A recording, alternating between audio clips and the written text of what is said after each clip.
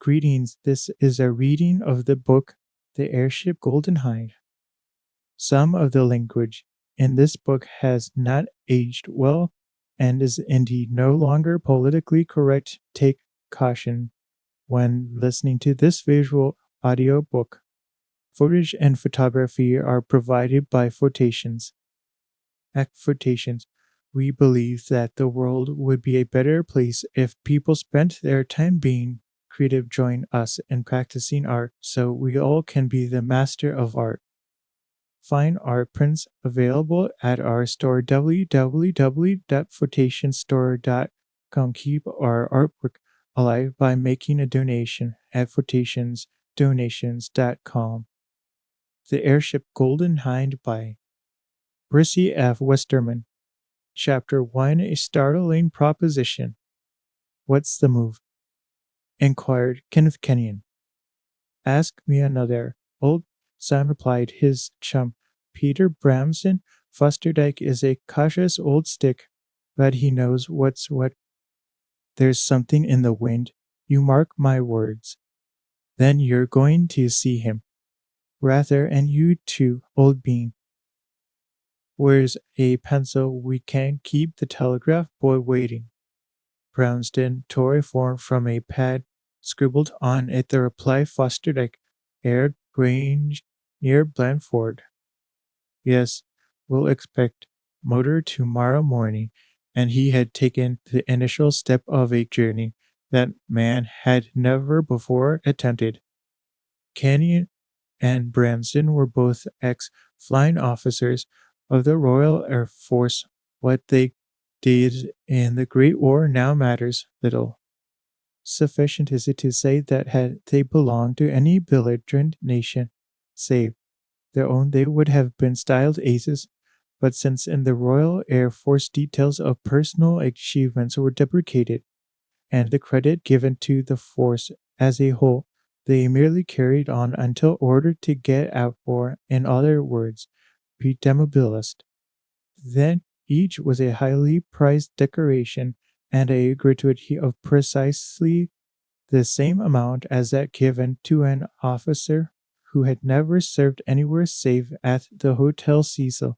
They found themselves literally on their feet, relegated to the limbo of civilian life. It was not long before they found how quickly their gratuity diminished. Like many other ex-members of His Majesty's forces, they began to realize that in smashing the German menace they had helped to raise a menace at home, the greed and cupidity of the profiteer. They were just two of thousands of skilled airmen, for whom, as such, there was now no need. Commercial aviation had yet to be developed. Trick flying and exhibition flights lead to nothing definite, and only a very small percentage of wartime airmen could be retained in the reconstituted Air Force. Kenyon and Branston were not meant to take it lying down. They had pluck and resource and the determination to get a move on, and within a 12-month of their demobilization, they found themselves partners and sole proprietors of a fairly prosperous road transport concern operating over the greater part of the south of England. But it wasn't the same thing as flying. Looking back over those strenuous years of active service, they remember vividly the good times they had while the sticky times were mellowed until they could afford to laugh at those occasions when they had the wind up badly. Then, with a suddenness akin to the arrival of a whiz-bang, came a telegram from Sir Reginald Fosterdike asking the chums to see him on the morrow. Sir Reginald Fosterdike had been Bramston's and Kenyon's O.C., or, to employ Sir's phraseology, a wing commander. On his demobilization, he went to live at Air Grange, a large old-world house standing on high ground, a good 5 miles from Blandford. Very rarely he left his country house. His visits to town were few and far between, and his friends wondered at the reticence of the versatile and breezy Fosterdike. He seldom wrote to anyone when he did. His correspondence was brief and to the point. More frequently he telegraphed, and then he meant business. In pre-war days, Ayr Grange was famous for its week-end house parties. The shooting, one of the best in the county of Dorset, was an additional source of attraction to Fosterdike's guests, but the war, and afterwards, had changed all that. Very few guests were to be found at Ayr Grange. The staff of servants was greatly reduced. The well-kept grounds developed a state of neglect. Sir Reginald's friends came to the conclusion that the baronet had become mouldy. They wondered what possessed him to live an almost hermit-like existence. Fosterdike knew their curiosity, but he merely shrugged his shoulders and carried on. His work in the world of aviation was by no means ended. It might be said that it was yet a long way from attaining its zenith. Early on the morning following the receipt of the baronet's telegram, Sir Reginald's car pulled up in front of the premises used as the headquarters of the Southern Roads Transport Company, Kenyon and Bramston. Having given final instructions to the works foreman, a former Flight Sergeant R.F. jumped into the car and were soon whisking northwards at a speed that was considerably in excess of that fixed by the regulations.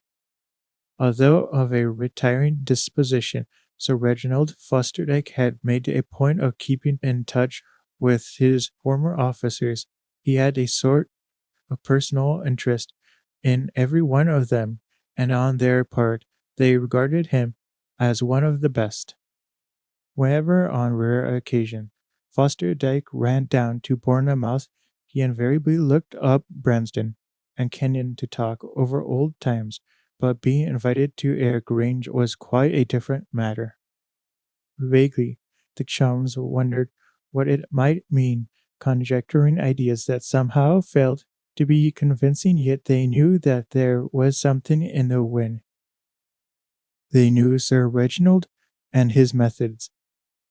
Through Blandford, up and past the now deserted hutments where formerly German prisoners led an almost idyllic existence in their enemy's country, the car sped on until it gained the lofty downs in the direction of Shaftesbury.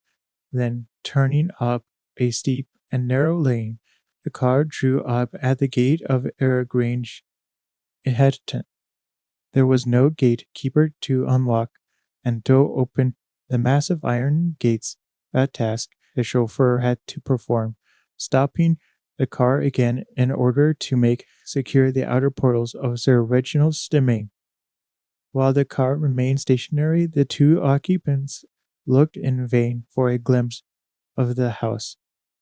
All they could see was a winding, weed-grown road with a thick belt of pine trees on either hand. To the left of the road and under the lee of the trees were half a dozen wooden huts, unmistakably of a type known as temporary military quarters. Smoke issuing from the chimneys suggested the idea that they were in occupation, and a couple of Dungaree-clad men carrying a length of copper pipe on their shoulders confirmed the fact. Somewhere from behind the trees came the sharp rattle of a pneumatic drilling machine. Kenyon glanced at his companion. "What's the old man up to, I wonder?" he inquired. "Quite a labor colony. Look, air flasks too, by Joe."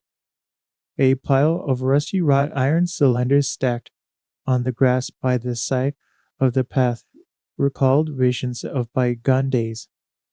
"Something doing, that's evident," agreed Bramston. "What's the stunt, and why are we hiked into it?" "Wait and see, old bird," replied Kenyon. The chauffeur regained the car and slipped in the clutch. For full another quarter of a mile the car climbed steadily, negotiating awkward corners in the rutty, winding path until, emerging from the wood, it pulled up outside the house of Fosterdijk. No powdered footman awaited them on the steps. Clad in worn but serviceable tweeds stood Sir Reginald Fosterdijk himself, the Baron, generally referred to by his former officers as the old man, was of medium height, broad shouldered, and deep chested. He was about 35 years of age, with well bronzed features, clean shaven, and possessed a thick crop of closely cut dark brown hair tinged with iron gray. He held out his left hand as Kenyon, and Brandon ascended the stone steps. His right hand was enveloped in surgical bandages and greeted his guests warmly. "Glad to see you, boys," he exclaimed. "It's good of you to come have a glass of sherry." He lit away to the steady, rang a bell, and gave instructions to a manservant whom Kenyon recognized as the See this bad man somewhere in France. Sir Reginald sat on the edge of the table and whimsically regarded his former subordinates. At that moment, rising above the staccato rattle of the pneumatic hammer, came the unmistakable wire of an aerial propeller to Kenyon and Bramston. It was much the same as a trumpet call to an old workhorse. "Sounds like old times," remarked Sir Reginald. "Rather," Sarah agreed Kenyon heartily, and at a loss to express himself further, he relapsed into silence. "Experimental work, sir?" inquired Bramston. Fosterdijk nodded. "Yes," he replied, in level tones. "Experimental work. That's why I sent for you. I'm contemplating a flight round the world, keen on having a shot at it.